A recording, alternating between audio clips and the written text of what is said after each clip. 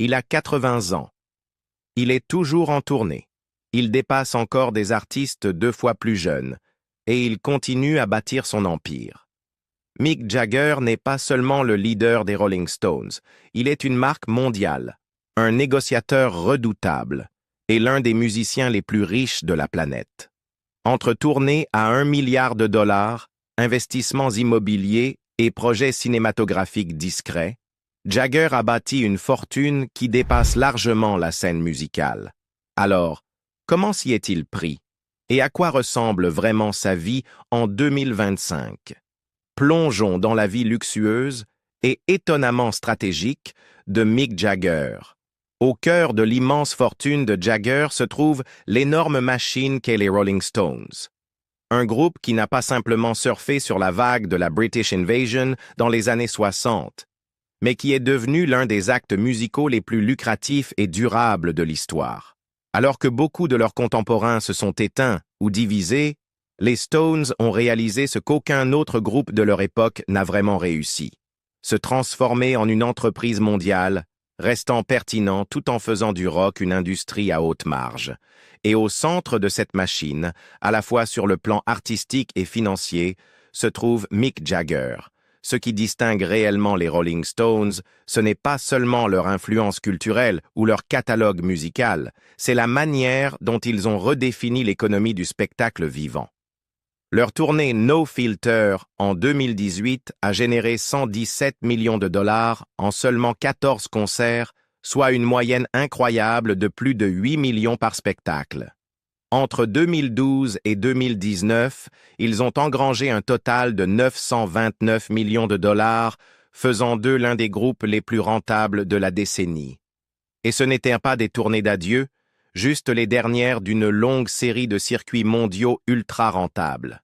Selon Fortune, entre 1989 et 2001, le groupe avait déjà généré plus de 1,5 milliard de dollars. Et ils ont continué à gagner des fortunes bien au-delà de leurs 70 et 80 ans. Ce succès financier n'a rien d'un hasard. Sous la direction de Jagger, les Stones se sont transformés en entités corporatives à l'influence tentaculaire. Des ventes de billets au merchandising, en passant par les droits de marque et les licences musicales, chaque aspect de leur marque a été monétisé de manière stratégique. Ils ont créé de nombreuses structures commerciales, dont plusieurs enregistrées dans des juridictions fiscalement avantageuses comme les Pays-Bas. Ces sociétés de gestion contrôlent tout, des droits d'édition au bénéfice des tournées, permettant au groupe de réduire légalement son exposition fiscale sur des centaines de millions de revenus. Et ne vous y trompez pas, Mick Jagger est le PDG de cet empire. Il n'est pas seulement le chanteur. C'est lui qui est à la table des négociations, veillant à ce que les contrats soient solides et que le groupe conserve la propriété et le contrôle de ses actifs les plus précieux. En tant que co-auteur de presque tous les grands succès des Rolling Stones aux côtés de Keith Richards, Jagger bénéficie également d'un flux constant de redevances d'édition, générées à chaque diffusion, reprise ou utilisation d'un titre des Stones dans un film ou une publicité. Ces droits seuls valent des dizaines, voire des centaines de millions de dollars. Encore plus impressionnant, après une longue bataille juridique, Jagger et le groupe ont réussi à racheter les droits de leurs enregistrements postérieurs à 1971, obtenant ainsi le contrôle total de leurs œuvres les plus célèbres. Cela signifie que les Stones profitent non seulement de leurs nouvelles tournées et sorties, mais continuent également de toucher des revenus massifs grâce à leurs albums classiques comme Exile on Main Street, Sticky Fingers et Some Girls, régulièrement réédités en version deluxe ou utilisés dans des bandes-sons et publicités. Au-delà des revenus directs, la valeur de la marque, l'aura intangible des Rolling Stones, est quasi inestimable. Leur logo emblématique langue et lèvres est l'un des symboles les plus reconnaissables de l'histoire de la musique et un moteur de merchandising à part entière. Des collaborations de luxe aux rééditions vintage, les produits dérivés des Stones représentent une activité à plusieurs millions, et les partenariats de licence se sont multipliés avec l'essor des objets numériques et des collaborations de marques.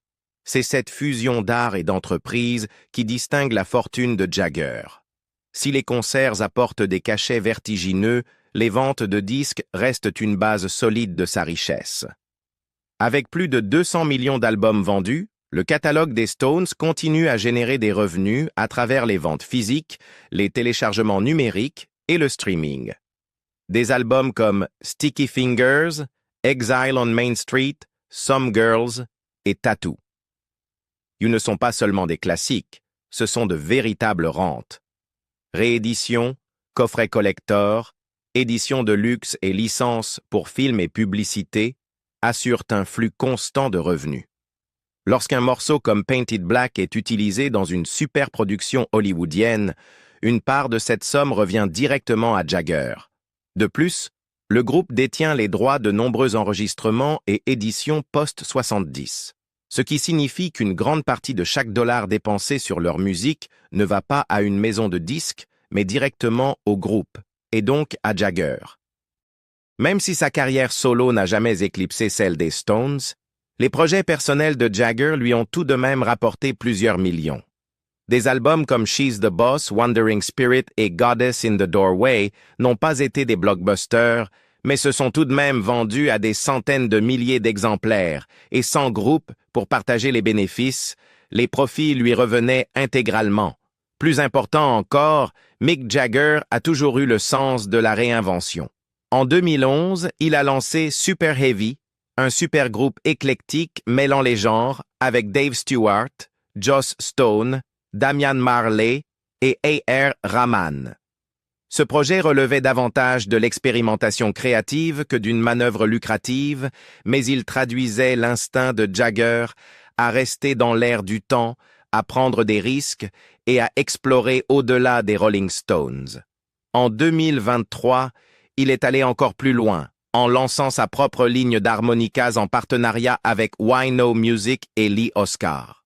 Ces instruments en édition limitée se sont vendus en un éclair, portés par sa base de fans mondiale et une fidélité à sa marque qui s'étend sur des décennies.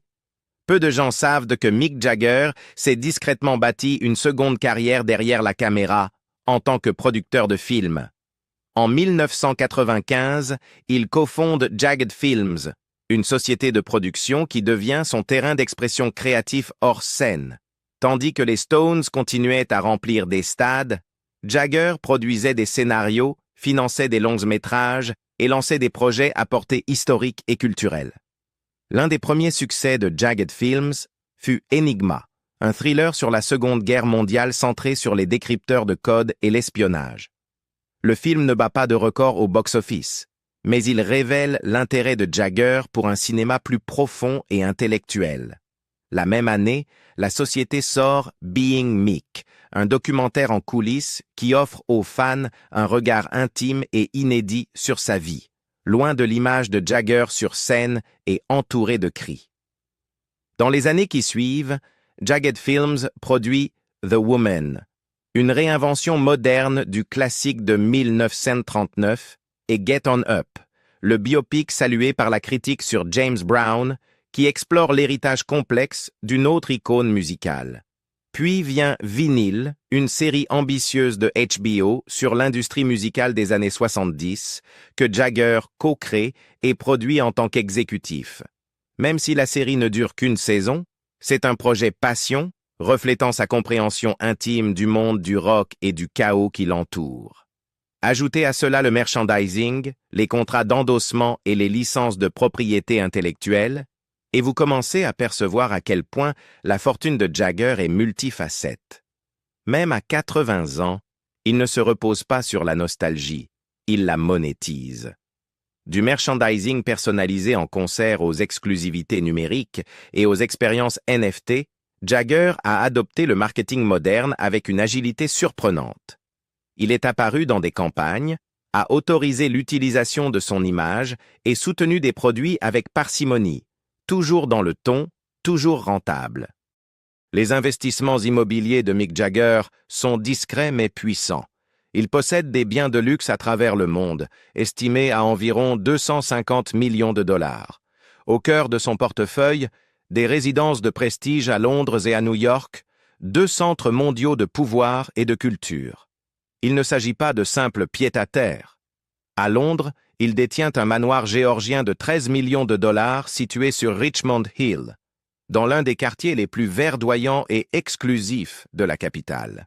C'est le genre de propriété qui murmure le statut, avec une riche histoire et une vue protégée sur la Tamise. À New York, sa maison de ville de 7 millions de dollars, achetée, selon les rumeurs, pour sa compagne de longue date, Mélanie Hamrick, est à la fois un actif et un sanctuaire. Située dans un quartier très prisé, elle offre l'espace et la discrétion si rares dans le paysage vertical de Manhattan.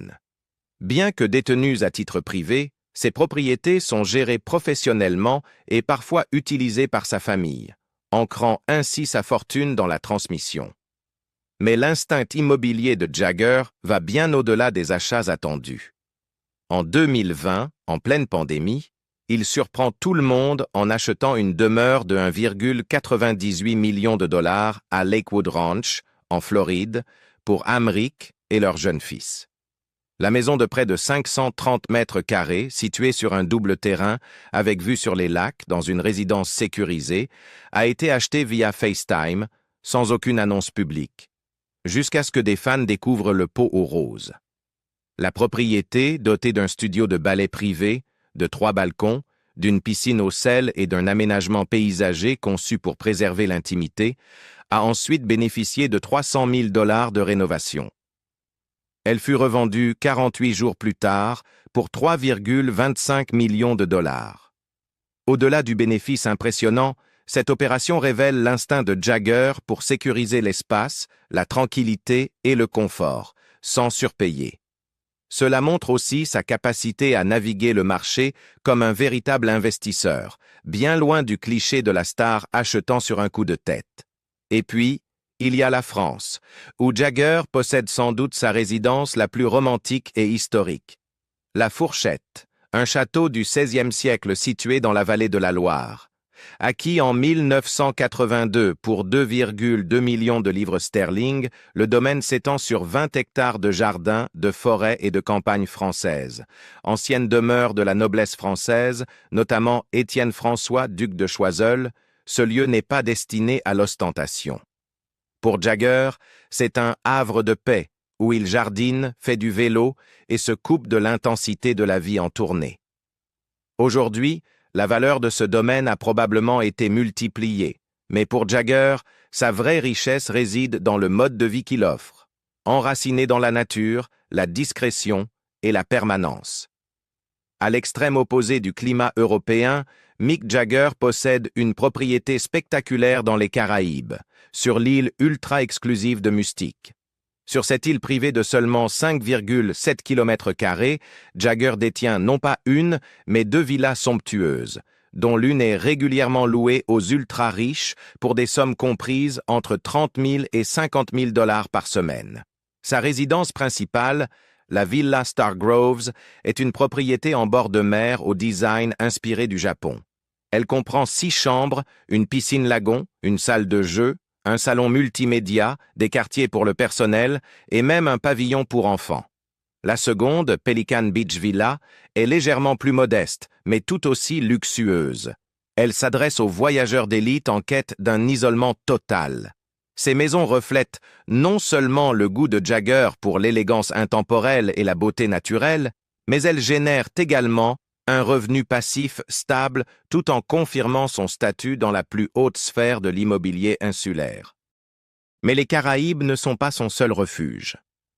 Récemment, Jagger aurait acquis une maison en Sicile après être tombé amoureux de la pointe sud de l'île lors d'un séjour en 2020.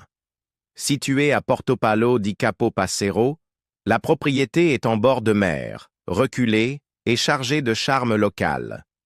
Peu d'informations circulent, mais cette acquisition s'inscrit dans une logique bien rodée. Acheter des biens qui équilibrent retraite, potentiel de revente et valeur émotionnelle. L'héritage immobilier de Mick Jagger se lit aussi dans les propriétés qu'il a possédées et revendues.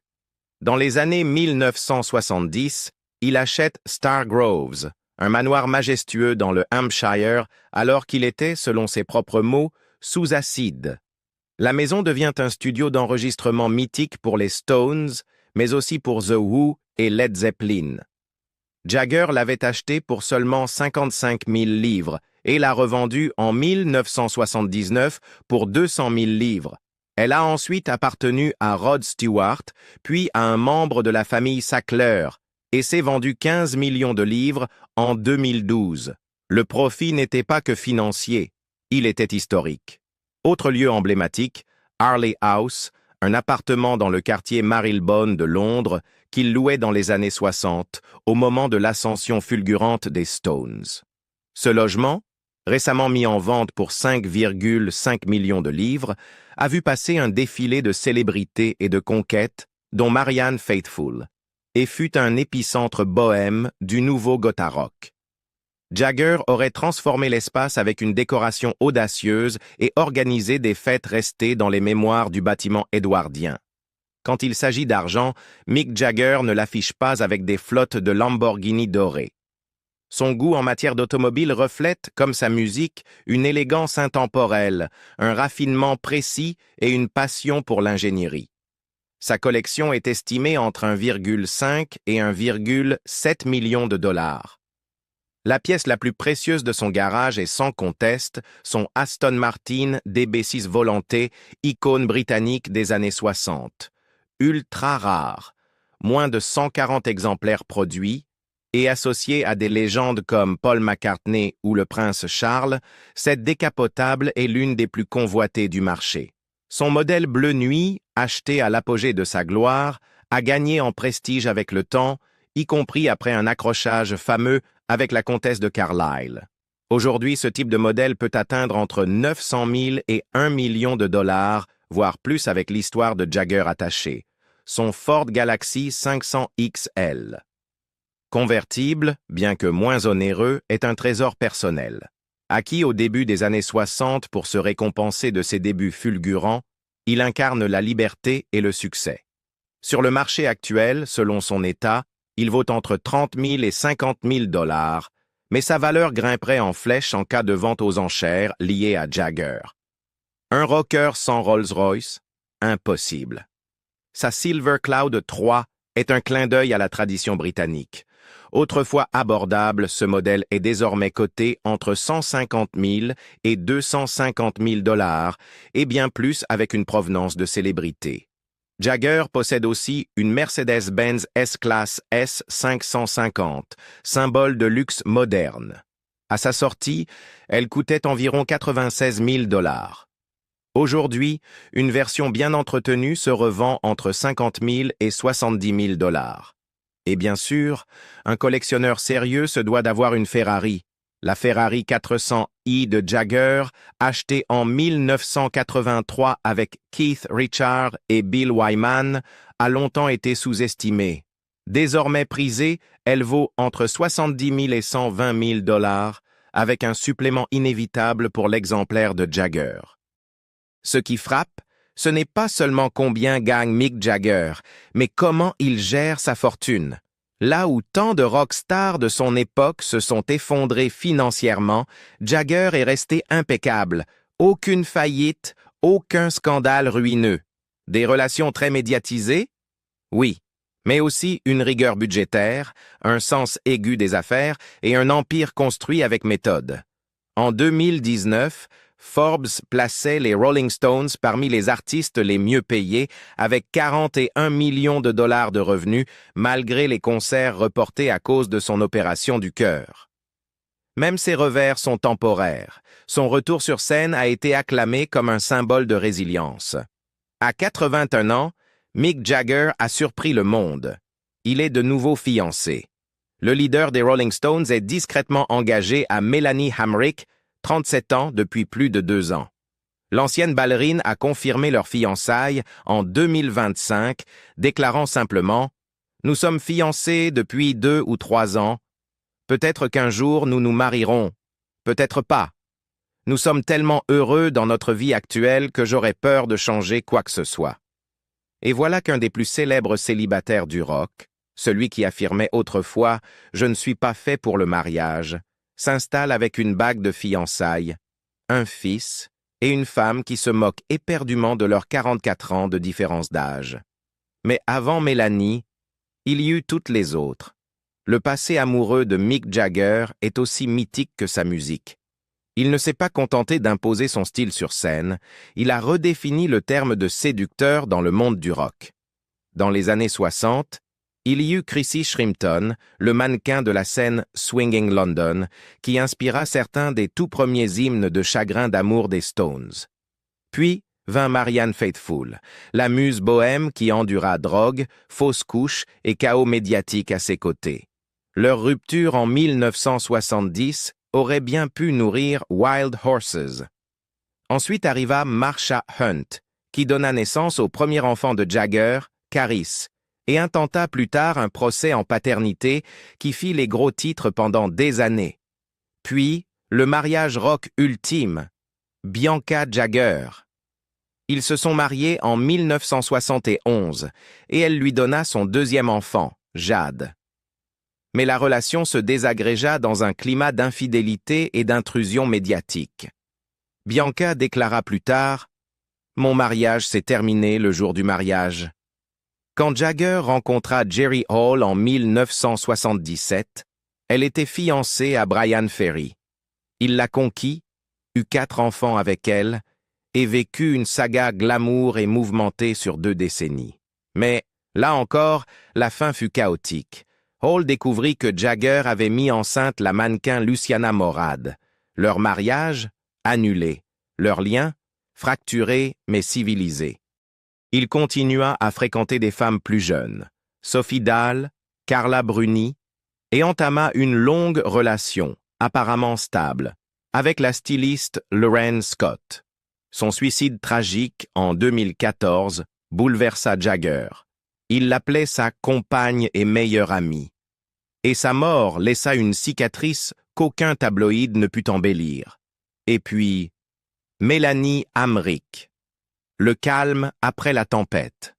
La vie de Jagger aujourd'hui est un véritable manuel de réinvention. Il s'entraîne comme un athlète, médite chaque jour et suit un régime méticuleux. Son programme forme comprend yoga, sprint, musculation et séances de danse, jusqu'à 6 jours par semaine. À 81 ans, il donne toujours des concerts de 2 heures et peut dépasser la plupart des chanteurs 2 fois plus jeunes. Son secret? Un changement de mode de vie total. Inspiré par son père, professeur d'éducation physique, et poussé par le désir de continuer à se produire, Jagger a mis fin aux excès depuis des années. Il évite le sucre après 18 heures, mange sainement et commence la journée avec des smoothies à l'huile de foie de morue. Même après une opération cardiaque en 2019, il est revenu comme une machine.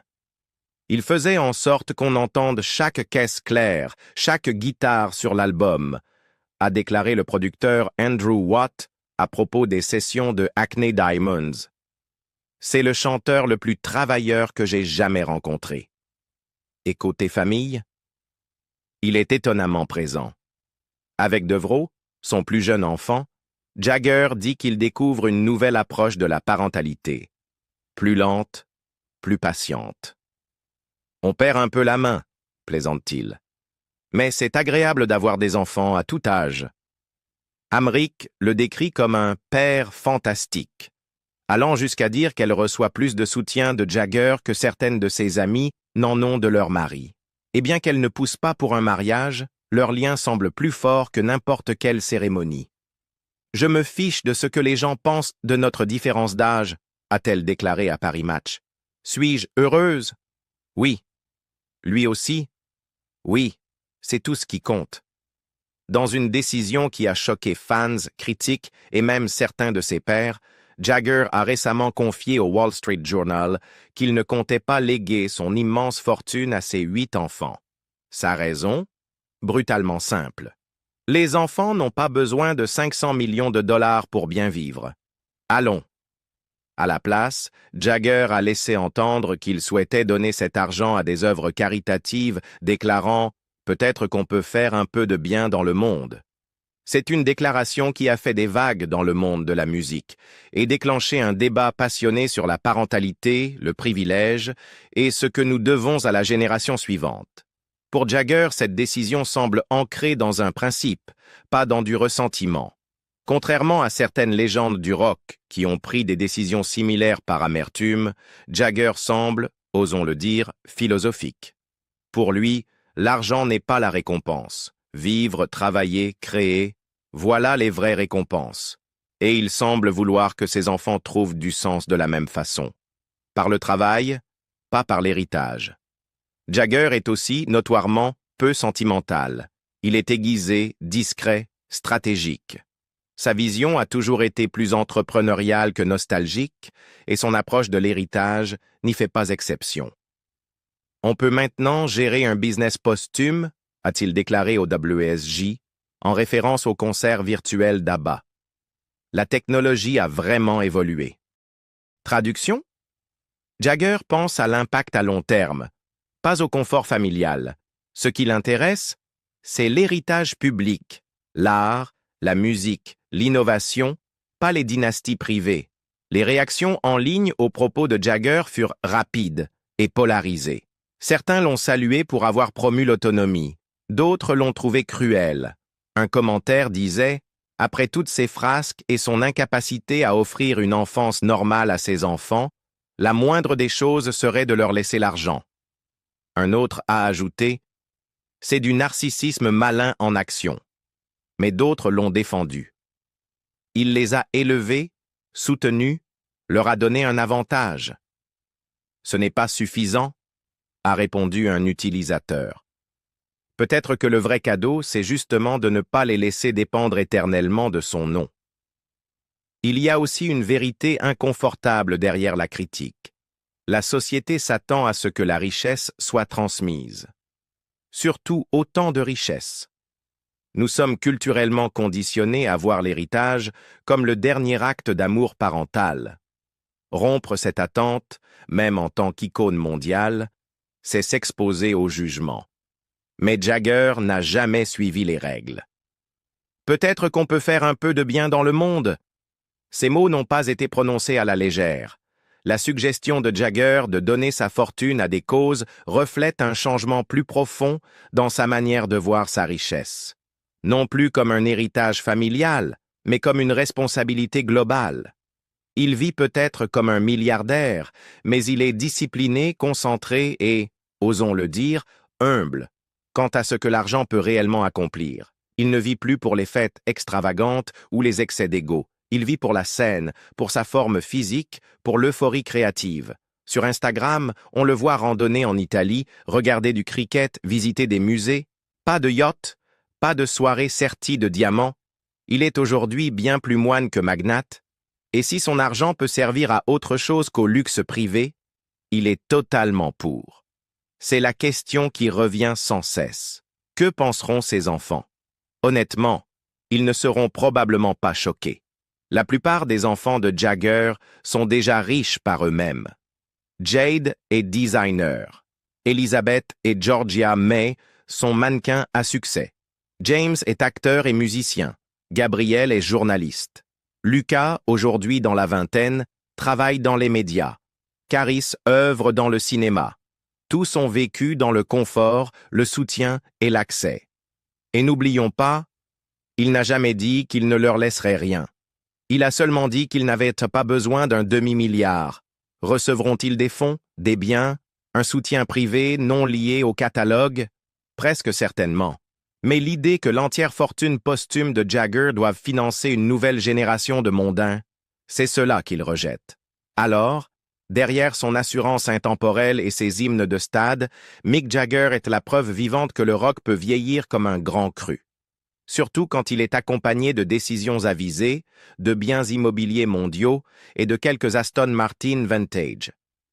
Mais voici la question. Pensez-vous que le vrai secret de Mick a toujours été la discipline ou simplement de ne jamais s'arrêter? Partagez vos réflexions en commentaire. Et vous, sur quoi dépenseriez-vous si vous aviez une fortune de 500 millions de dollars, un château en France ou une Ferrari des années 80?